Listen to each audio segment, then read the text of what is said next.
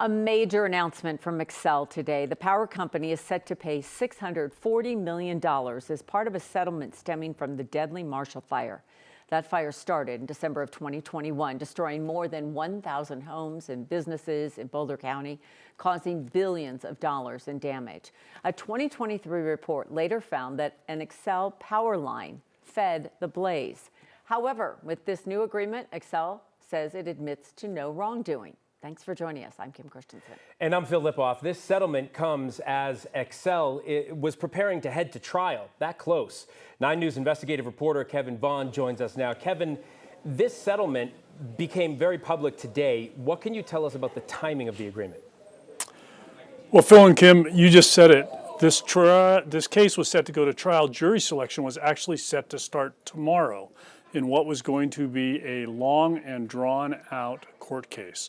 The Marshall Fire initially started on a religious group's property.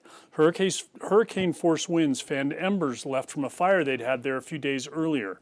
But a 2023 report also blamed Xcel for a second start upwind from that original blaze. Xcel has always disputed that, but settled the lawsuit today.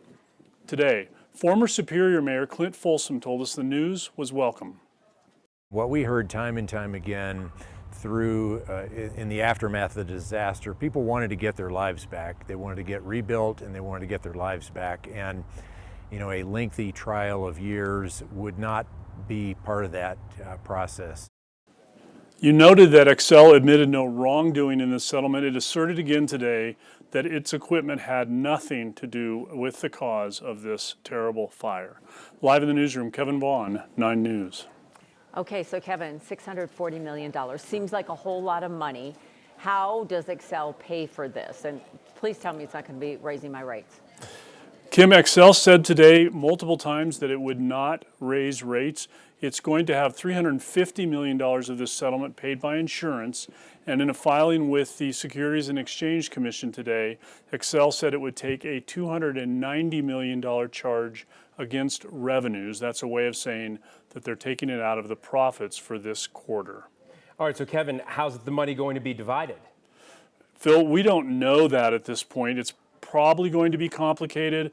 There's likely to be non-disclosure agreements among all these parties, but there's likely to be money going to some of those who lost their homes and to insurance companies that help rebuild homes and to attorneys. How it's going to be broken down, we don't know, and we may never know.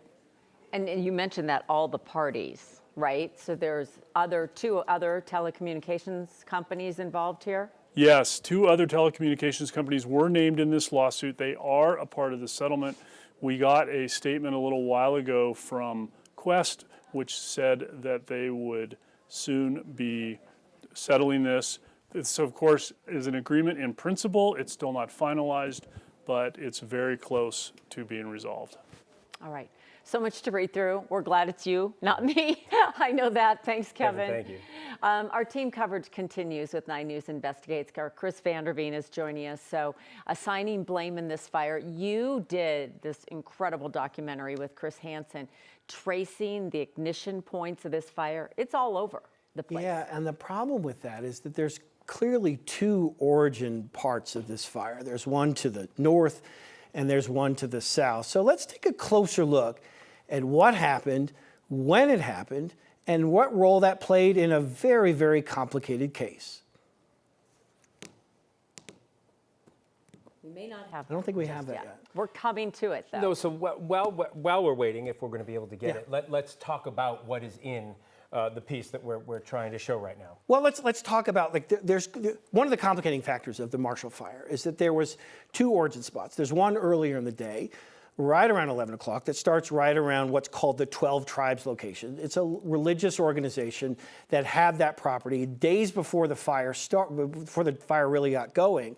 There was a trash burn. They were burning lots of wood in that area. That's one of those origins. But about an hour later, right next to an Xcel power line, and there's some disagreement as to what caused that Xcel power line to spark and what led to all that, and Xcel is certainly challenging that.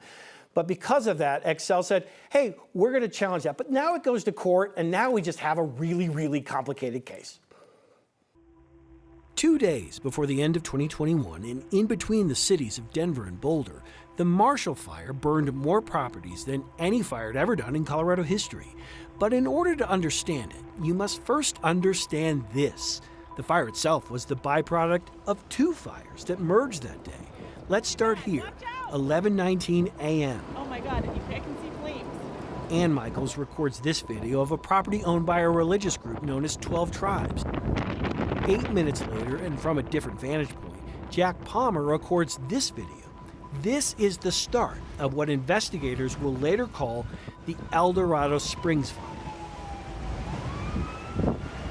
A massive brush fire that is threatening our house and other houses. Investigators are certain this fire was the result of an attempt days earlier to burn fencing material, tree branches, and other junk on the 12 Tribes property. It apparently smoldered for days. At 11:46 a.m., this fire is no monster. Makia Minich recorded this video of it from the east. And it's Colorado, it was warm, we're used to wildfires in general. Oh, wow. We know as noon hits, it's the only fire burning. And we know that because at 12:05 p.m., Oh, no. Edward Harrell records this video of the power line in question. You can see the El Dorado Springs fire burning to the east. This video does present a critical clue as to the potential origin of the second fire. See that power line? It's down there. It's supposed to be up there. This is the east phase of Xcel Energy Circuit 1161. Investigators will later find evidence of electrical arcing here. Oh! Similar to what Harrell recorded 2 minutes later in a different spot. Not until 12:21 p.m. do we see evidence of that second fire, the trailhead fire, burning quickly. Investigators didn't exactly zero in on the spot right away because days after the fire, and unbeknownst to investigators, Xcel Energy reattached the line to its crossarm. Essentially, the line went back up. All of this is to say, assigning specific blame solely to Xcel was never going to be simple at trial. And Xcel points out the settlement is not an admission of responsibility, but the settlement itself accounts for roughly 1/3 of total reported insurance claims. As costly of a fire as the state has ever seen, a fire that burned more than 1,000 homes in less than 24 hours, a fire that will not soon be forgotten in this spot between Denver and Boulder. And you look at that map, it's not a huge area that burned, but there were so many homes in that area. That's what caused all that destruction. Xcel Energy continues to dispute its equipment was involved in the second ignition. And now that there's a settlement, a jury's not going to get the chance to agree or disagree with that assertion. That's an important element of this, is that sometimes with these settlements, we're not going to get great answers. And it appears as of right now, we may not get a great answer as to the specific cause of this. We know what the two origins spots in particular, we know exactly where those are. And quite frankly, sometimes that's the point of a settlement, but at least people will be taken care of. There's some compensation and there's a little bit of closure here, but man, this has been years in the making. 4 years. 4 years. And for a lawsuit, I don't know that that feels that long, but what does feel long is there are still lots of people that haven't finished rebuilding. There's lots of people That's the thing. There's lots of people that were never really made whole in all of this. Is that No. insurance didn't cover everything. We've covered over the years all of the problems, the snafus with insurance. It's still a mess. Getting your life back in order hasn't really happened, but man, at least this is something moving in a direction. And a lot of times people will never be made whole, unfortunately, in some of these. Yeah. All right, Chris, thank you. You bet.